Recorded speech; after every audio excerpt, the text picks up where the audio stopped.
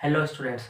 तो जैसा आपको पता है 13 दिसंबर से आपके जो हाफ ईयरली एग्ज़ाम्स हैं वो स्टार्ट होने जा रहे हैं। और उसी को ध्यान में रखते हुए आज हम क्लास 9th का जो चैप्टर है 7th चैप्टर साइंस का डाइवर्सिटी इन लिविंग ऑर्गेनिजम्स, जीवों में विविधता, उसकी हम यहाँ पे बात करने वाले हैं।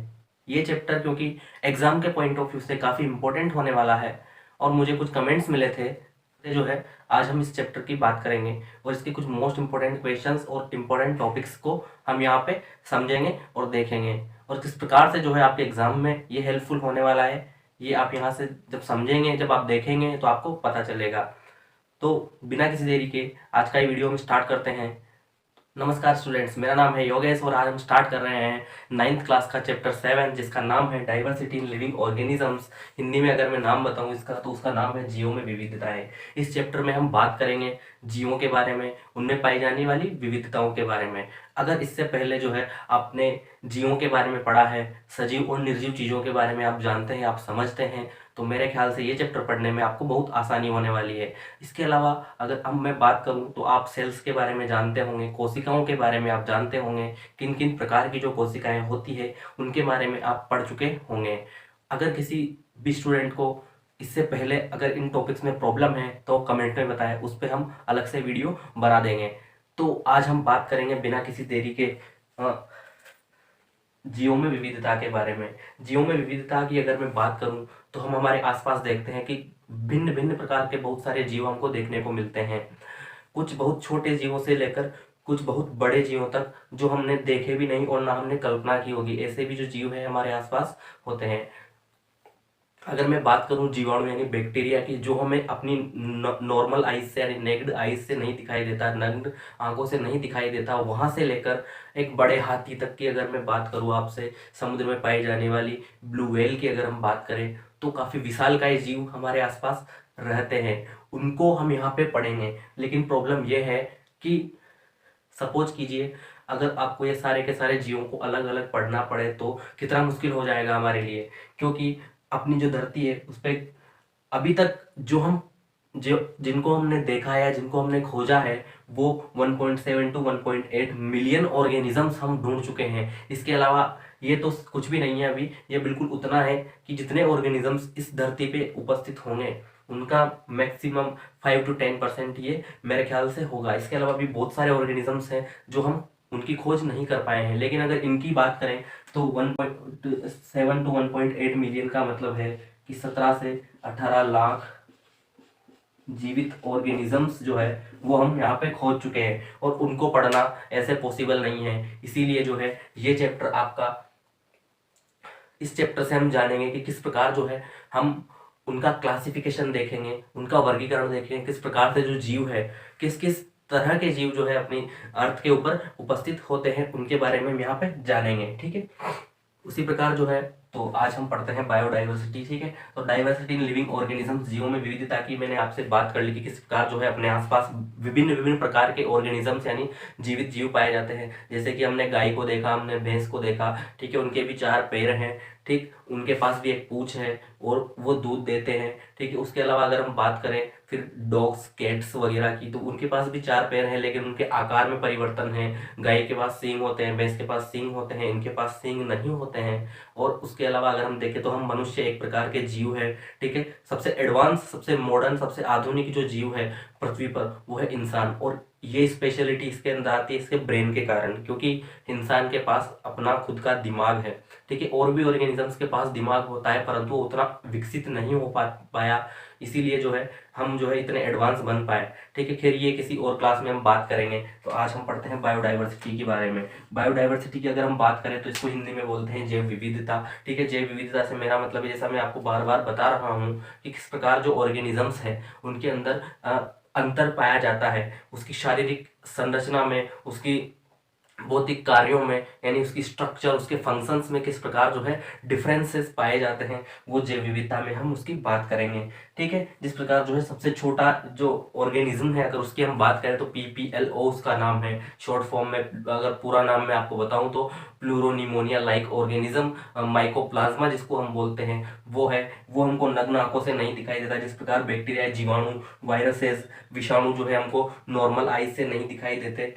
ठीक है। उसी प्रकार वहां से उतने सूक्ष्म जीवों से लेकर उतनी सूक्ष्म संरचनाओं से लेकर, क्योंकि ये जो ऑर्गेनिजम्स है यूनिसेलुलर होते हैं, अगर आप जानते हैं तो एक कोशिकीय ये होते हैं। एक कोशिकीय, बहुकोशिकीय आप जानते होंगे अगर आपने पहले पढ़ा है। वो जीव जो सिर्फ एक कोशिका से मिलकर बने होते हैं, ठीक है, वो एक कोशिकीय जीव होते हैं जिनमें बैक्टीरिया वगैरह आते हैं, वायरसेस आते हैं। जबकि बात करें बहुकोशिकीय जीवों की, तो वो जीव जो एक से अधिक कोशिकाओं से मिलकर बने होते हैं, वो मल्टी सेलुलर ऑर्गेनिज्म होते हैं। प्लांट्स की अगर बात करें तो हमारे आसपास बहुत सारे पौधे हैं, वो भी जीवित जीव है, इसीलिए हम यहाँ पे उसकी भी बात करेंगे। तो ये सब जो है छोटे से छोटे लेके और अलग अलग प्रकार की जो विभिन्नताएं यहाँ पे जीवों के अंदर पाई जाती है, बायोडाइवर्सिटी, जैव विविधता में उनकी बात करेंगे। ठीक है, ये छोटी सी चीज थी, अगर ये आपको नोट करने की मेरे ख्याल से जरूरत है नहीं, ये आपको समझ आया होगा।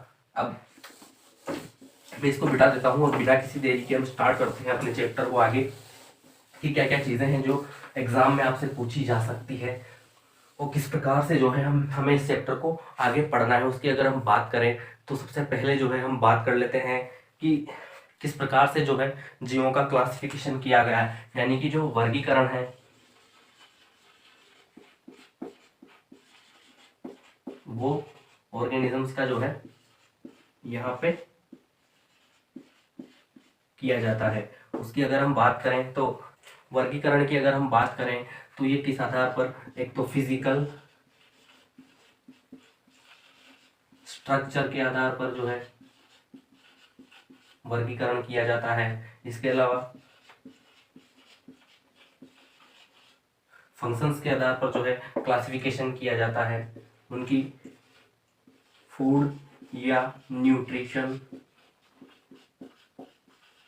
के आधार पर जो है वर्गीकरण किया जाता है। मैं इनको हिंदी में अगर बताऊं तो भौतिक संरचना के आधार पर जो है वर्गीकरण किया जाता है। यहाँ पे इनका जो वर्गीकरण है भौतिक संरचना के आधार पर होगा। इसके अलावा बात करें तो इनके कार्यात्मक जो फंक्शन है, कार्य के आधार पर न्यूट्रिशन यानी पोषण किस प्रकार का इनके अंदर उपस्थित होता है, इनकी कोशिकाओं का अरेंजमेंट क्या होता है, कि वो स्ट्रक्चर में आ गया। तो यही सारी चीजें हैं जिनके अनुसार जो है क्लासिफिकेशन ऑर्गेनिजम्स का किया जाता है। तो यहाँ से प्रश्न आपका बन सकता है कि वर्गीकरण क्या होता है या क्लासिफिकेशन क्या होता है। इसके अलावा प्रश्न आपका डाइवर्सिटी यानी जीव विविधता के बारे में बन सकता है। तो यही सब चीजें जो है हमको इसमें पढ़नी है। कि अब अगर फिजिकल स्ट्रक्चर की अगर आपको समझ मैं आपको समझाऊं कि भौतिक संरचना किस प्रकार से जो है विभिन्न विभिन्न जीवों की अलग अलग होती है, कि कोई जीव बिल्कुल सूक्ष्म होता है, इतना सूक्ष्म कि माइक्रोस्कोप यानी सूक्ष्मदर्शी से उसको हमको देखना पड़ता है। ठीक है, उसी प्रकार कुछ जीव इतने विशाल होते हैं, जैसे कि अगर मैं एग्जांपल दूं तो ब्लू व्हेल बहुत ही ज्यादा विशाल होती है। अगर वो समुद्र के ऊपर तैरती रहे तो वो बिल्कुल, अगर वो हिले ना तो वो ऐसी लगती है जैसे कोई टापू हो, इतनी विशाल वो होती है। टापू आप जानते हैं समुद्र के बीच में ऐसी जमीन जहां पर पेड़ पौधे उगे हुए होते हैं और वहां पे जाके इंसान भी रह सकते हैं। तो इतना विशाल काय जो है ब्लू व्हेल होती है। उसके अलावा अगर हम बात करें रेड हुड ट्री, आपकी बुक में भी दे रखा होगा रेड हुड ट्री, ठीक है, रेड हुड ट्री हिंदी में भी इसका यही नाम है। ठीक, तो ये जो है इसकी ऊंचाई होती है कुछ 30 मीटर तक की इसकी ऊंचाई होती है। ठीक है, 30 मीटर तक की इसकी ऊंचाई होती है। तो यही सारी चीजें हैं, इतनी जो है वैरायटी, इतना जो है परिवर्तन जो है जीवों के संरचना में पाया जाता है। इसके अलावा अगर फंक्शंस की बात करें तो अगर मैं एग्जांपल दूं आपको पौधों का, तो किस प्रकार जो है अलग अलग पौधों के अलग अलग फंक्शन होते हैं, अलग अलग ऑर्गेनिजम्स जो है वो अलग अलग फंक्शन यहाँ पे शो करते हैं। किस प्रकार अगर मैं आपको बताऊं तो कुछ जो बबूल के पौधे हैं उनके पास कांटे उपस्थित होते हैं, कुछ जो कैक्टस है उनके पास हमको पत्तियां दिखाई नहीं देती हैं। ठीक है, उनकी जड़ें बहुत गहरी रहती है। उसके अलावा और अगर पौधों की बात करें तो सब जितने भी जो ऑर्गेनिजम्स हैं सबके लक्षण अलग अलग है, तो सबके कार्य भी अलग अलग है। पोषण की अगर यहाँ पे बात करें तो किस प्रकार जो है मनुष्य, जितने भी जंतु हैं वो अपना भोजन स्वयं नहीं बनाते हैं, वो अपने भोजन के लिए किसी और जीव के ऊपर डिपेंडेंट रहते हैं यानी निर्भर रहते हैं। उसके अलावा अगर प्लांट्स, स्पेशली बात करें ग्रीन प्लांट्स की, हरे जो पौधे हैं वो फोटोसिंथेसिस यानी प्रकाश संश्लेषण की क्रिया द्वारा अपना भोजन बनाते हैं, अपना फूड बनाते हैं, और किस रूप में उसको स्टोर करते हैं, स्टार्च के रूप में। तो वो खैर एक अलग टॉपिक है, उस पर हम फिर कभी बात करेंगे। ठीक है, तो आपको ये चीज जो है समझ में आई होगी। अब हम बात कर लेते हैं जैव विकास की, इवोल्यूशन ऑफ ऑर्गेनिज्म किस प्रकार से हुआ, ठीक है, और किसने इसके बारे में सबसे पहले बात की, तो वही हम देख लेते हैं यहाँ पे। ठीक है, अगला जो इम्पोर्टेंट टॉपिक है काफी, इवोल्यूशन ऑफ ऑर्गेनिजम्स। ठीक है, जैव विकास इसको बोलते हैं। अब इवोल्यूशन ऑफ ऑर्गेनिजम्स के बारे में सबसे पहले अगर मैं आपको बताऊं तो पता चला डार्विन से। 59 में जो है इवोल्यूशन ऑफ ऑर्गेनिजम्स यानी जैव विकास के बारे में मैं बताया था, ठीक है। और इन्होंने एक बुक भी लिखी थी, जो डार्विन है, इन्होंने एक बुक भी लिखी थी और उस बुक का नाम है द ओरिजिन ऑफ स्पीसीज, ठीक है। The origin of species book लिखी गई थी डार्विन के द्वारा और इसी बुक के अंदर उन्होंने जैव विकास यानी इवोल्यूशन के बारे में बताया। अब ये जो वर्ड है इवोल्यूशन, अगर सीधा हम इसका मतलब समझे तो वो क्या होता है, ठीक है। उसकी अगर हम बात करें तो उद्विकास को बोलते हैं, उद्विकास भी इसको बोलते हैं। तो मैं एक एग्जाम्पल से आपको समझाता हूँ।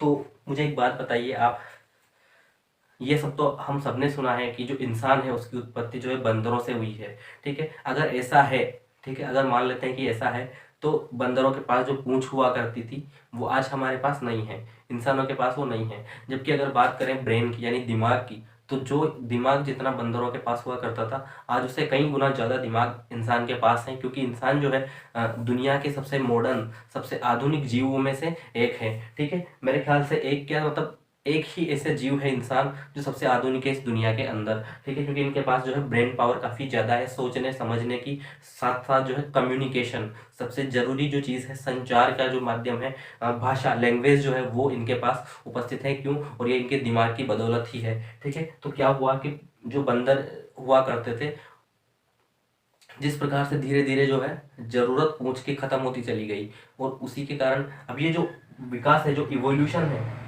जैविक विकास जो है वो एकदम से होने वाली प्रक्रिया नहीं है, ठीक है। ये जो प्रक्रिया है धीरे धीरे धीरे जो है लाखों करोड़ों सालों के अंदर यहाँ पे हमको महसूस होती है। लाखों करोड़ों सालों के बाद जाके जो है वो कुछ जीवों के अंदर अलग अलग प्रकार के परिवर्तन आते हैं और ये जो परिवर्तन है ये उनके एनवायरनमेंट के कारण आते हैं, ठीक है। एनवायरनमेंट का यानी प्रकृति का, ठीक है। प्रकृति सबसे अहम रोल निभाती है। डार्विन ने अपनी पुस्तक में ये भी लिखा था कि जो भी जीव है अगर प्रकृति के साथ अनुकूल नहीं हो पाया या उसके साथ ढल नहीं पाया तो वो जो है वो खत्म हो जाएगा। ऐसा क्यों होगा? अब मैं एक और एग्जांपल आपको देता हूँ कि जिस प्रकार जो है जिस प्रकार से जो है सर्दी का टाइम अभी है, तो आप देखिए कि मैंने स्वेटर पहन रखा है, मैंने केप का यूज़ मैंने किया है, ठीक है। जिस प्रकार से जो है जैसे ही सर्दी आती है तो सारे फैंस कूलर वगैरह हम पैक करके रख देते हैं और हम निकाल लेते हैं अपने सर्दी से बचाने के लिए जो वूल वाले कपड़े हैं, ठीक है, वूलन्स जो है वो हम बाहर निकाल लेते हैं पहनने के लिए। क्यों? क्योंकि हमने देखा कि प्रकृति में जो है परिवर्तन आया, किस प्रकार तापमान पहले जो 40-45 डिग्री हुआ करता था, एकदम से जैसे ही सर्दी का मौसम आया वो तापमान घटकर 15 से 20 डिग्री तक पहुंच गया। और जो है अपनी बॉडी का टेम्परेचर क्योंकि 37 डिग्री होता है तो बाहर का तापमान 20 डिग्री है तो उनको कम तापमान महसूस होगा यानी हमको ठंडी महसूस होगी। तो हमने जो है अनुकूल खुद को बना लिया, किस प्रकार कुछ स्वेटर पहनकर कुछ आग जला के उसके पास हम बैठ जाएंगे। लेकिन अगर यही काम जो है हम गर्मी में आपको करने के लिए बोले तो वो जो है प्रतिकूल परिस्थिति, वहाँ पे अनफेवरेबल कंडीशन वो आपके सामने होगी कि किस प्रकार जो है गर्मी में आप पंखे और बिना कूलर के वो भी ऊनी कपड़े पहन के किस प्रकार से जो है आप जीवित रहते हैं। तो वो एक जो है प्रतिकूल परिस्थिति होगी और उसी को ढलने के लिए आप क्या करेंगे कि स्वेटर वगैरह हटा देंगे, वापस से अपने जो कूलर पंखे हैं वापस से उनको बाहर निकाल लेंगे, उनको उपयोग करेंगे। तो ये जो है वापस से अनुकूल परिस्थिति आपने क्रिएट की अपने चारों तरफ। क्यों? क्योंकि इवोल्यूशन जो है, क्योंकि जो है प्रकृति की वो मांग थी, ठीक। तो उसी प्रकार जो है इवोल्यूशन जो है, फिर ये जो है जो मैंने एग्जांपल दिया ये बिल्कुल आर्टिफिशियल है, कृत्रिम, अपने आसपास जो है आसानी से परिवर्तन आने वाली चीज़ों में हम कर सकते हैं। लेकिन नेचुरल चीज़ों में अगर परिवर्तन लाना है तो उसके लिए बहुत समय लगता है, बहुत टाइम लग जाता है। अब एक और एग्जांपल मैं आपको दे देता हूँ और इसको उसी के साथ जो है हम मिटा देते हैं। अगर एग्जांपल दूं मैं आपको तो कोविड यानी कोरोना का, ठीक है, जो कि प्रेजेंट टाइम पे काफ़ी बड़ा पेंडेमिक बना हुआ है और काफ़ी मुश्किलें जो है दुनिया में इसकी वजह से हमको झेलनी पड़ी है। तो अगर मैं बात करूँ कोरोना यानी कोविड की, फर्स्ट टाइम जो इसका वेरिएंट आया तो कोविड-19 के नाम से हम इसको जानते थे। उसके बाद जो है 2 वेरिएंट अभी तक हमने इसके जाने। तो 2019 के लास्ट में जो है वेरिएंट आया था कोविड-19 का और 2019 के साल में जो दिसंबर में ये मिला था, इसी वजह से उसका नाम कोविड-19 हमने रखा था। लेकिन बात करें 2020 में जब सेकंड वेव इसकी आई, दूसरी लहर जब इसकी आई, तो वो डेल्टा वेरिएंट की थी। और अभी थर्ड वेव की जो बात चल रही है, प्रेजेंट में जो खबरें फैली हुई हैं, तो वो जो है कोई अलग जो है वेरिएंट, उसकी यहाँ पे चर्चाएं चल रही हैं। तो मैं आपको बताऊं ये जो वेरिएंट क्या है, क्या चीज़ है वेरिएंट, अगर उसकी हम बात करें तो क्या होता है कि जिस प्रकार जो ये वायरस है, ये भी तो एक ऑर्गेनिज्म है। आप यहाँ पे समझने की कोशिश कीजिए, जो वायरस है, अब मैं यहाँ पे आपको एक रिलेशन में यहाँ पे बताता हूँ। आदमी जो है 100 साल तक इसकी उम्र है, ठीक है। नॉर्मली आजकल तो इतनी होती नहीं है, लेकिन हम देख लेते हैं कि 100 ईयर एक जो पीढ़ी है वो चलती है। जबकि वायरस की अगर बात करें तो उसकी एज जो है, उसकी एक पीढ़ी की उम्र इतनी नहीं होती। अब अगर सपोज कीजिए कि 1 डे इसकी एज है कोई वायरस की, वैसे वायरस की कोई एज नहीं होती, क्योंकि डेथ, इसकी जो है डेथ नहीं होती, ठीक है। इन ऐसा ऑर्गेनिज्म है जो लिविंग भी है, इसको अगर एनवायरनमेंट मिल जाए तो ये लिविंग की तरह बिहेव करता है, ठीक है, जीवित की तरह बिहेव करता है, ठीक है। और ऐसा पर्यावरण इसको मिले जहां पे ये अपनी ग्रोथ नहीं बढ़ा सकता, ऐसा एनवायरनमेंट इसको मिले जहां पे ये अपनी ग्रोथ नहीं बढ़ा सकता, तो फिर ये डेड यानी नॉन लिविंग की तरह बिहेव करता है। खैर वो एक अलग बात है, लेकिन मैं आपको समझाना चाह रहा हूँ कि जो है एक मान सपोज कीजिए, क्योंकि एक वायरस की जो उम्र है 1 दिन है, तो 100 सालों में यहाँ पे सिर्फ एक पीढ़ी गुजरेगी, उसकी एक पीढ़ी जो है 1 साल में गुजर जाएगी, ठीक है, सॉरी एक दिन में गुजर जाएगी। तो अगर हम बात करें यहाँ पे तो एक जो इंसान की पीढ़ी गुजरने के साथ जो है वायरसेस की कई मिलियन जो है वो पीढ़ियां गुजर जाएंगी। अब जो है मैं आपको बस इतना समझाना चाह रहा हूँ किस प्रकार 1 साल के अंदर ही जो है इसके अंदर इवोल्यूशन आ गया। जो कोविड-19 का जो वायरस है वो अपने अंदर परिवर्तन लाया, अपनी जो परिस्थितियां हमने उसके लिए अनुकूल से प्रतिकूल बना दी थी, वापस से उन्हीं परिस्थितियों को उसने वापस से अपने अंदर परिवर्तन लाकर अनुकूल बनाया। और ठीक है, इसीलिए जो है वेरिएंट उसका बना, नया वेरिएंट उसका बना, उसके अंदर कुछ म्यूटेशन हुआ, कुछ इवोल्यूशन हुए, क्योंकि उसकी काफी मिलियन पीढ़ी जो है वो गुजर चुकी थी एक एक दिन के अंदर, इसीलिए जो परिवर्तन है वो संभव हो पाया। अगर हम जो है 100 साल के बजाय डेली अगर एक आदमी की उम्र जो है 1 साल हो, तो हमारे अंदर बहुत जल्दी परिवर्तन हो सकते हैं। तो कुछ इस प्रकार जो है बात करें तो जो है इंसानों में जो परिवर्तन आया, जो बंदर से, क्योंकि बंदर की भी काफी उम्र होती है, काफी एज होती है, तो जो परिवर्तन आया काफी धीरे धीरे आया। तो उसी प्रकार जो अपने आसपास जितने भी ऑर्गेनिजम्स हैं उनमें प्रकृति के अनुसार, प्रकृति के लिए अंदर जो है अनुकूल बनने के लिए, फेवरेबल बनने के लिए उनमें परिवर्तन होते जाते हैं, ठीक है। तो ये आपको समझ आया होगा। अब जो है हम बात करेंगे आर.एच. वेटकर ने जो थ्योरी दी थी, पंच जगत अवधारणा, 5 किंगडम थ्योरी की आर.एच. वेटकर ने बात की थी, उसी को हम यहाँ पे देखेंगे, क्योंकि उसी के साथ जो है हम चैप्टर को स्टार्ट करेंगे। और डाइवर्सिटी इन लिविंग ऑर्गेनिज्म के अंदर जो है मेन इंपॉर्टेंट टॉपिक वो होने वाला है। उसी के अंदर हम पढ़ेंगे पंच जगत अवधारणा के अंदर कौन कौन से 5 जगतों में जो है वर्गीकरण किया गया है। तो जैसा कि मैं आपको वर्गीकरण वर्ड मैंने अभी आपको बताया था, क्लासिफिकेशन के बारे में अभी हमने जाना था, वर्गीकरण के बारे में कि जो है किस प्रकार भौतिक संरचनात्मक आधार पर जो है ऑर्गेनिजम्स को हम पढ़ेंगे। और इसमें क्या होगा, ये जरूरत क्यों पड़ी इसकी हमने बात कर ली, क्योंकि काफी सारे, बहुत लाखों अरबों करोड़ों जो है ऑर्गेनिजम्स यहाँ पे उपस्थित, एक एक को हम पढ़ नहीं सकते। इसीलिए हम क्या करेंगे, जिनके लक्षण थोड़े समान दिखेंगे उनको एक एक जगत में हम रखते जाएंगे। इस प्रकार जो है 5 जगत जो है बनाए गए वर्गीकरण के लिए। कितने, 5 जगत जो है बनाए गए। और ठीक है, और इसी को बोलते हैं पंच जगत अवधारणा। इंग्लिश में अगर मैं इसका नाम बताऊं तो इसको बोलते हैं 5 जगत को बोलते हैं किंगडम थ्योरी। और ये जो थ्योरी है ये दी गई आर.एच. वेटकर द्वारा, ठीक है। हिंदी में भी इसका यही नाम है, तो आप लिख लीजिए इसको, ये इंपॉर्टेंट चीज है, इसको आप नोट कर सकते हैं। पंच जगत अवधारणा जो है वो दी गई थी आर.एच. वेटकर द्वारा।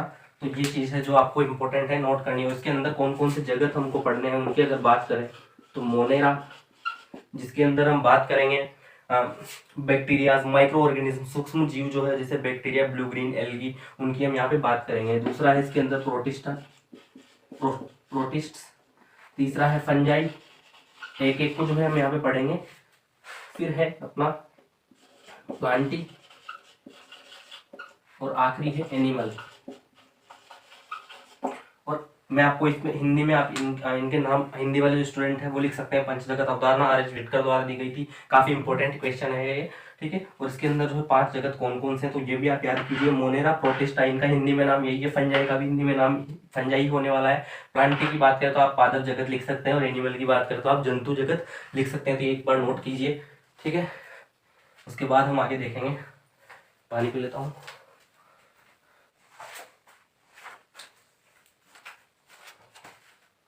तो ये आपने नोट किया होगा। अब मैं इसको मिटा देता हूँ। अब जो है हम बात करेंगे कि क्लासिफिकेशन किया गया, तो उसकी हम यहाँ पे बात करेंगे। तो इसकी हायरार्की जो है, हायरार्की मतलब होता है, हायरार्की जो है कि एक क्लासिफिकेशन होता है। हायरार्की में क्या होता है कि हम ऊपर से नीचे की साइड जो है इनको क्लासिफिकेशन इनका होता चला जाएगा। जैसे कि मैं आपको किस प्रकार समझाता हूँ, ठीक है। हमने 5 जगत देखे, ठीक है। अब पहला जो जगत है मोनेरा, उसके अंदर हम बैक्टीरिया की बात करेंगे। उसके अंदर ऐसे जीवों की बात करेंगे जो प्रोकैरियोटिक सेल से बने हुए हैं, प्रिमिटिव ऑर्गेनिज्म से, यानी कि बहुत पुराने जो है, जब जो सेल होती थी, जो कोशिका स्वरूप प्रथम जब बनी थी, वो फर्स्ट टाइम, सबसे प्राचीन जो कोशिका, तो उसके अंदर जो है जेनेटिक मटेरियल जो है वो आनुवंशिक जो पदार्थ है वो एक जगह पे सुदृढ़ तरीके से उपस्थित नहीं होता था। यानी न्यूक्लियस जो है वहां पे, केंद्रक जो है वहां पे हमको व्यवस्थित देखने को नहीं मिलता था। तो क्या होता था कि वो जितने भी ऑर्गेनिजम्स हैं जिनके अंदर ये चीज जो है हमको देखने को मिलेगी, यानी प्रोकैरियोटिक सेल हमको देखने को मिलेगी, उसके अंदर भी और वेराइटीज हमको देखने को मिलेंगी। और उन वेराइटीज को जब हम और डिटेल से पढ़ेंगे तो उनको भी तो क्लासिफाई करना पड़ेगा ना। अगर हम एनिमल्स की बात करें तो एनिमल्स में हम इंसान आ गए, कुत्ते, बिल्ली, गाय, भैंस, बकरी, हाथी से लेकर जितने भी जो है ऑर्गेनिजम्स हैं, सांप हो गया, क्रोकोडाइल हो गया, मतलब टर्टॉइस हो गए, मतलब दुनिया में बहुत सारे जीव हैं, ठीक है, जंतु हैं, जिनको हमको सिर्फ जंतु जगत में पढ़ना है। तो उसके बाद भी तो क्लासिफिकेशन करना पड़ेगा। उसके अंदर हमको मछलियां पढ़नी है। अब जो है, अगर मैं बात करूँ आपसे कि जो इंसान है यानी ह्यूमन है, उसके करेक्टर्स भैंस, उसके करेक्टर्स मछली से, उसके करेक्टर्स फिश से, पक्षी से तो नहीं मिल सकते ना, उनको अलग अलग फिर से और हम डीपली पढ़ना पड़ेगा उनको। तो वो जो क्लासिफिकेशन है किस प्रकार से किया गया कि सबसे पहले जो है किंगडम्स में इनको बांटा गया, ठीक है। तो 5 किंगडम हमने अभी बताए थे मैंने आपको, 5 किंगडम हमने यहाँ पे देखे। इनको हिंदी में मैं भी नाम लिखूंगा इनके। ये ऊपर से नीचे की साइड आप देखिएगा किस प्रकार से जो है क्लासिफिकेशन यहाँ पे चलता जा रहा है, ठीक। यहाँ से भी प्रश्न आपका आ सकता है कि हायरार्की क्या है, हायरार्की क्या है क्लासिफिकेशन की, ठीक है, तो ग्रुप्स की। तो ये जो है फर्स्ट में किंगडम आता है। फिर इसके अंदर जो है एक किंगडम अगर हम लेंगे, जैसे कोई सा भी किंगडम ने उठा लिया कि मोनेरा किंगडम है, जैसे एनिमलिया किंगडम है, जंतु जगत है, ठीक है। मैं आपको यहाँ पे हिंदी में लिख देता हूँ। इसको बोलते हैं किंगडम को जगत बोलते हैं। फाइलम हो गया अपना, ठीक है। इसके बाद क्लास आएगी। इसके अंदर भी अगर हम देखेंगे तो क्लास हमको पढ़नी है। फिर इसके अंदर हम देखेंगे तो ऑर्डर हमको पढ़ना है। उसके अंदर हम जाएंगे तो उसके अंदर फैमिलीज जो है उनके अंदर यहाँ पे जो है ऑर्गेनिजम्स को डिवाइड करेंगे। उसके अंदर हम जीनस को भी पढ़ेंगे। और फिर लास्ट में जो है स्पीसीज आती हैं। इनके हिंदी में मैं एक बार नाम लिख देता हूं। अगर फाइलम जो है एनिमल जो किंगडम है उसकी अगर बात करें, उसके अंदर जो है इसको फाइलम बोला जाता है। उसके अलावा जितने भी जगत है उनमें फाइलम बोला जाता है। बस प्लांटी जो किंगडम है, ठीक है, प्लांट जो जगत है, पादप जगत है, उसके अंदर फाइलम को क्या बोला जाता है, डिवीजन, ठीक है। तो ये आप याद रखिए, फाइलम को यहाँ पे डिवीजन बोला जाता है। जब आप हायर क्लासेस में जाएंगे तो आप इस चीज को समझेंगे। अभी आप फाइलम का उपयोग भी कर सकते हैं। फाइलम जो शब्द है उसका उपयोग भी आप कर सकते हैं। हिंदी में भी इसको फाइलम बोलते हैं, इंग्लिश में भी इसको फाइलम बोला जाता है। क्लास को जो है यहाँ पे वर्ग बोलेंगे। ऑर्डर को जो है यहाँ पे हम बोलेंगे गण। फैमिली को, जीनस जो है उसको हम बोलेंगे क्या यहाँ पे, वंश। और स्पीसीज जो है इसको बोलते हैं जाति, ठीक है। तो ये चीजें थी, ये मैंने आपको हिंदी में भी लिखवा दी। और तो क्या जो हायरार्की है, हायरार्की क्या है, जिस प्रकार से हम इसको क्लासिफिकेशन को पढ़ेंगे तो वो आप यहाँ पे समझ सकते हैं। अब ये जो चीजें हैं आपको मेनली आप यहाँ से समझ तो गए होंगे, ये मेनली आपको काम आएगी 10th क्लास में। उसके बाद अगर कोई साइंस में इंटरेस्टेड है, कोई बायोलॉजी लेना चाहता है, ठीक है, 11th क्लास के साथ अगर कोई बायोलॉजी को प्रेफर करता है, तो ये जो चीज़ है 11th क्लास में आपको बिल्कुल बहुत ही इंपॉर्टेंट होने वाली है, तो ये आप यहाँ से याद कर सकते हो। अब इसी के साथ जो है अगर ये आपने नोट कर लिया हो तो हम स्टार्ट करेंगे मोनेरा किंगडम को। बहुत ही इंपॉर्टेंट और बहुत ही मज़ेदार जो किंगडम है सबसे पहला अपना मोनेरा, उसकी हम यहाँ पे बात करने वाले हैं। ठीक है, यहाँ पे हम बात करने वाले हैं पहला अपना जो किंगडम है मोनेरा, उसकी हिंदी में भी इसका नाम यही है। ठीक है, मोनेरा इसको यही बोलते हैं। बात करें इसके कैरेक्टरिस्टिक्स की, तो मोनेरा किंगडम के अंदर अगर मैं आपको बताऊं तो क्या क्या कैरेक्टरिस्टिक्स इसके पाए जाते हैं। जो ऑर्गेनिजम्स मोनेरा में हम पढ़ेंगे वो कौन कौन से हैं, किस प्रकार के जो प्रिमिटिव ऑर्गेनिजम्स हैं। प्रिमिटिव जो है यानी प्राचीनतम, सबसे प्राचीन जो ऑर्गेनिजम्स है इसके अंदर आते हैं। इसकी जो सेल्स हैं प्रोकैरियोटिक, हिंदी में भी इसको यही बोलते हैं प्रोकैरियोटिक। ठीक, वो सेल्स प्रकार की सेल्स इसके अंदर पाई जाती है। और जो ऑर्गेनिजम्स हैं वो यूनिसेलुलर होते हैं। यूनिसेलुलर मतलब मैं यहाँ पे लिख देता हूँ एक कोशिकीय जीव जो है यहाँ पे इसके अंदर उपस्थित होते हैं। तो ये जो है अगर आप एग्जाम में आपके क्या क्वेश्चन आ सकता है, जैसे मोनेरा के बारे में आ गया कि मोनेरा के बारे में एक्सप्लेन करें या बताएं, इसके कैरेक्टर्स बताएं, इसके एग्जांपल्स बताएं, यही क्वेश्चन आएंगे। तो मैं जिस प्रकार से आपको यहाँ पे बता रहा हूँ, अगर आपने ये पढ़ लिया तो वो जो है आप कोई सा भी क्वेश्चन यहाँ से आप कर सकते हैं अगर आपको चीजें समझ में आई हैं तो। ठीक है, यूनिसेलुलर ये होता है एक कोशिकीय जीव इसके अंदर आते हैं। एक कोशिकीय में क्या क्या होता है, बैक्टीरिया हो सकता है,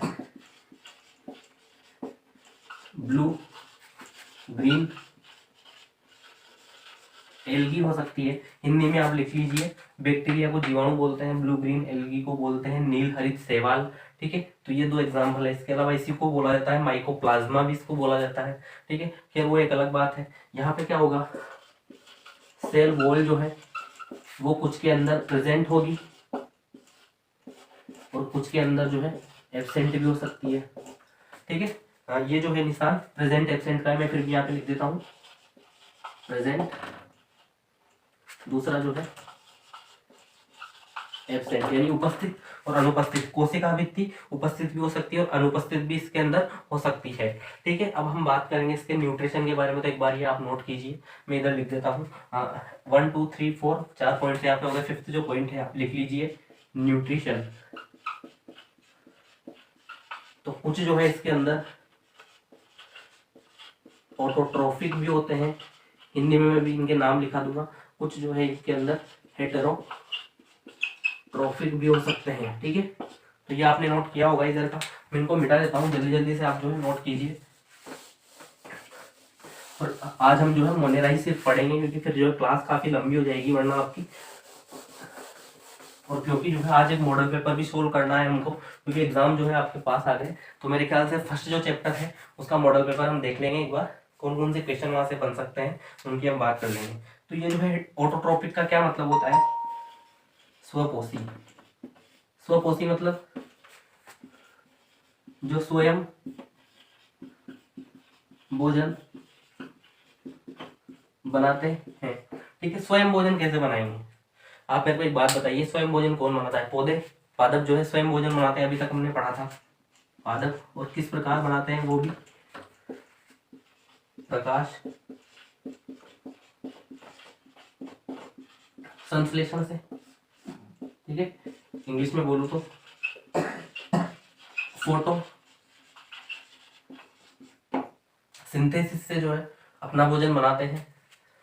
तो ऐसी क्या चीज है प्लांट्स के अंदर जो फोटोसिंथेसिस से अपना खुद का भोजन बना सकते हैं, तो वो है इनके अंदर उपस्थित प्लास्टिड्स। और प्लास्टिड यानी लवक, और इन लवक के अंदर उपस्थित होता है क्लोरोफिल, हिंदी में इसको बोलते हैं पर्णहरित। अगर अभी तक किसी स्टूडेंट ने पर्णहरित के बारे में नहीं पढ़ा है तो मैं आपको अलग से वीडियो बना दूंगा, आप कमेंट कीजिएगा, या फिर आप 10th क्लास में जब पढ़ेंगे इसके बारे में तो आपको वहां से काफी चीज जो है समझ में आएगी। लेकिन अगर आपने सेल वाला चैप्टर पढ़ा है तो मेरे ख्याल से आप क्लोरोफिल या पर्णहरित के बारे में जानते होंगे। तो पर्णहरित, तो मैं क्या कहना चाह रहा हूँ कि जिस प्रकार जो है प्लांट्स के अंदर प्लांट्स के अंदर पर्णहरित यानी क्लोरोप्लास्ट पाया जाता है, उसी से जो है फोटोसिंथेसिस करके अपना स्वयं का भोजन बनाते हैं पौधे, क्योंकि वो ऑटोट्रॉपिक होते हैं, स्वपोषी पौधे भी होते हैं। ठीक है, पौधे भी जो है वो स्वपोषी होते हैं, यानी कि जो है कुछ मोनेरा जो है इसके अंदर यानी बैक्टीरिया वगैरह, ब्लू ग्रीन एल्गी जैसे हो गई, वो जो है उनके अंदर भी क्लोरोफिल यानी पर्णहरित उपस्थित होता है, तो वो जो है स्वपोषी होते हैं, स्वयं का भोजन बना सकते हैं। ठीक, लेकिन अगर बात करें हेटेरोट्रोपिक क्या होते हैं, ठीक है, वे जो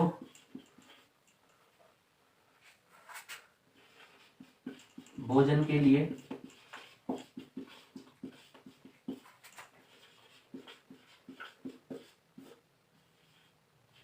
दूसरों पर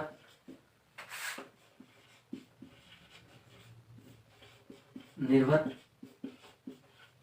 होते हैं। ठीक है, मतलब वो जीव जो भोजन के लिए दूसरों पर निर्भर होते हैं, यानी और ऊपर जो है फूड के लिए डिपेंड होते हैं, वो हेटेरोट्रोपिक कहलाते हैं। ठीक है, वो ऑर्गेनिजम्स जो है हेटेरोट्रोपिक कहलाते हैं। तो कुछ जो बैक्टीरिया है वो अपने भोजन के लिए, तो एक बार नोट कीजिए आप, और पे उपस्थित होते हैं, मतलब और के ऊपर उपस्थित भी रहते हैं और निर्भर भी रहते हैं। ठीक है, तो यही सब चीजें हैं जो इसके अंदर हमको पढ़नी है। अब जो है हम बात करें, अब ये आपने नोट किया होगा। अब हम बात करें किस प्रकार के जो बैक्टीरिया हैं, सबसे मोस्ट इंपॉर्टेंट जो है मोनेरा के अंदर, क्योंकि सबसे ज्यादा जो है बैक्टीरिया ही उपस्थित होता है, तो उन्हीं के बारे में हम जानेंगे।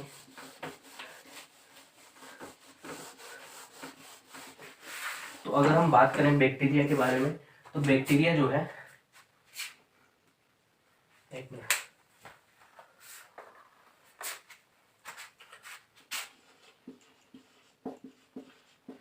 बैक्टीरिया यानी जीवाणु। अभी जीवाणु जो है वो दो भागों में यहाँ पे बांटे गए हैं। ठीक है, एक तो आर्की बैक्टीरिया,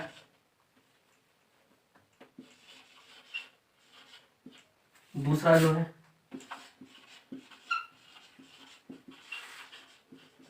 यू बैक्टीरिया। ठीक है, आर्की बैक्टीरिया जो होते हैं ये सबसे प्राचीन जीवाणुओं में से है। ठीक है, प्राचीन या इंग्लिश में बोलेंगे इसको प्रीमिटिव,